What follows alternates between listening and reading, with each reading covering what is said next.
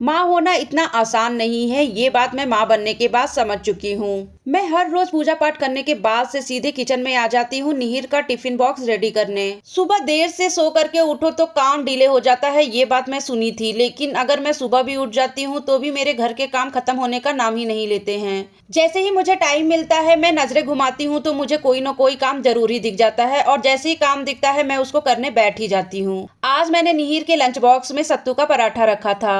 हर रोज की तरह से जब तक मैंने निहिर का लंच बॉक्स रेडी किया, इतने में निहिर के पापा उसको रेडी करके नीचे हॉल में ले आए। मैं निहिर को अपने पास उसके बाल बनाने के लिए बुला रही थी तो निहिर बैग को टांग करके बोलने लगा कि मैं स्कूल जा रहा हूँ, और मैं बार बार बोल रही थी कि पहले बाल बनवा लो और सॉक्स और शूज भी पहन लो। आजकल निहिर को जब भी मौका मिलता है वो अपना स्कूल बैग टांग लेता है और बोलने लगता है कि मैं शूज पहन करके स्कूल जा रहा हूँ। शाम को निहिर जैसे ही सो करके उठा उसको मैं नीचे हॉल में लेकर के आ गई। सबसे पहले मैंने निहिर को नाश्ता कराया और उसके बाद से निहिर को पढ़ाने लगी। मेरे निहिर को पढ़ाई लिखाई से कोई मतलब नहीं है, जैसे ही निहिर को पढ़ाने के लिए बैठती हूँ उसकी मस्ती और भी बढ़ जाती है। निहिर पैदल ही दरवाजे तक पहुंच गया और मुझसे बार बार बोलने लगा कि दरवाजा खोल दो, मैं स्कूल जाऊंगा। फिर पता नहीं उसके दिमाग में क्या सूझा, वापस आया और अपनी स्विंग कार पर बैठ करके बोलने लगा कि अब मैं स्कूल जा रहा हूँ। निहिर जब हॉल में खेलने लगा तब मैं अपने किचन के काम निपटाने लगी। हॉल में बैठ करके आराम से मैं लहसुन छिल रही थी और निहिर को खेलता हुआ भी देख रही थी। निहिर को मैंने केक खाने के लिए दिया था जिसको वह जमीन पर फैला दिया था। वहां पर चींटी लग रही थी तो निहिर मुझसे बार बार बोल रहा था कि माँ चींटी है वहां, मुझे काट लेगी, आप उसे हटा दो।